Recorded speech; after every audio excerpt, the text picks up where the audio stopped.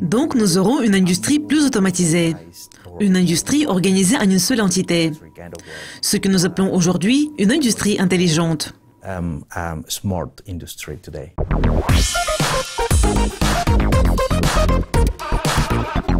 Ansel, aujourd'hui nous allons parler de la 4e révolution industrielle. Tout d'abord, pourriez-vous nous expliquer ce qu'est la 4e révolution industrielle? La 4e révolution industrielle suit la 3e révolution industrielle. Donc, avant de parler de la 4e révolution, jetons un coup d'œil à la 3e révolution industrielle. La 3e révolution industrielle a eu lieu dans les années 1970, où l'électronique a été introduite dans l'industrie pour gérer les machines. Un peu plus tard, nous avons compris que cela ne suffisait pas et que nous avions besoin d'innovation. Et les systèmes CPS, c'est-à-dire les systèmes cyberphysiques, sont apparus sur le marché.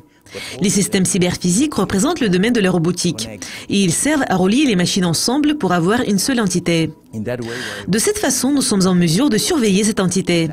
Nous sommes en mesure de nous adapter aux différents événements qui peuvent se produire sur le marché, aux changements dans la production, etc. Donc, nous aurons une industrie plus automatisée, une industrie organisée en une seule entité, ce que nous appelons aujourd'hui une industrie intelligente.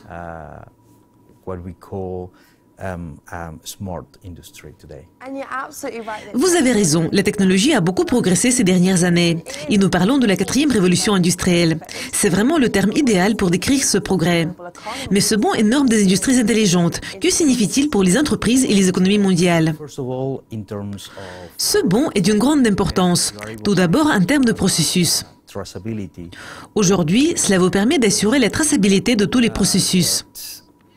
Vous pouvez également utiliser des protocoles qui sont vraiment nécessaires dans l'industrie. Il y a également un autre facteur, c'est la possibilité de réduire les coûts grâce au fait que nous sommes en mesure d'adapter les productions.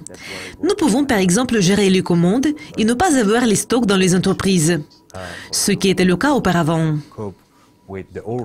Et, dernier point, mais pas le moindre, nous sommes en mesure de surveiller sur un seul écran tous les processus de la production.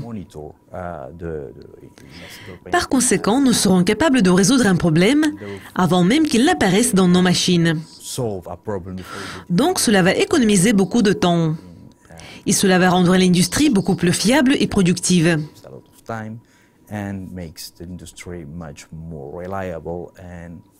Nous avons vu ces progrès, mais que les entreprises et les économies mondiales doivent-elles faire pour mettre en place ces technologies et pour prendre part à cette révolution des industries intelligentes? Nous avons défini 4 étapes pour le faire. La première étape consiste à recevoir toute l'information nécessaire. Il est à noter que les machines avaient déjà des composants électroniques, mais ces composants ne recueillaient pas les données. Aujourd'hui, nous avons déjà des progrès dans ce domaine. Nous utilisons l'Internet des objets, qui représente les échanges d'informations et de données provenant de dispositifs du monde réel avec le réseau Internet. Cela nous permet d'avoir toute l'information nécessaire pour passer à la deuxième étape, qui prévoit l'analyse des données pour comprendre ce qui se passe dans l'industrie. Et lors de la troisième étape, nous essayons de prévenir des problèmes. La question est de comprendre ce qui pourrait arriver et ce qui va arriver, et puis agir avant que le problème ne se produise. En parlant de la quatrième étape, nous parlons de l'utilisation de l'intelligence artificielle. Certaines entreprises utilisent déjà l'intelligence artificielle. Cette technologie va nous aider à influencer le développement de l'industrie, et donc nous pourrons être sûrs que la machine comprend tout ce qui se passe et qu'elle peut agir. Et même qu'elle est en mesure de réagir avant que tel ou tel événement ne se produise sur le marché en analysant les données provenant directement du marché. Et pour conclure, à votre avis, à quelle vitesse ces technologies seront-elles mises en place? Les entreprises ont commencé à mettre en place ces technologies il y a déjà longtemps. Cela a commencé en 2011 à Hanovre où un groupe de savants allemands avait présenté son produit.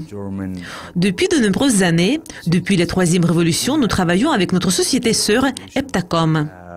Heptago est une société spécialisée en technologie de l'information. Et nous réunissons nos compétences pour participer à la quatrième révolution. Et nous avons évidemment de bons résultats. En fait, il est facile de progresser lorsque vous réunissez les connaissances en informatique et les connaissances dans le domaine des opérations. Nous avons réussi à le faire. Donc, cela va évidemment nous aider à réussir dans ce domaine. Merci beaucoup de votre participation et d'avoir partagé votre point de vue avec nous. Merci à vous.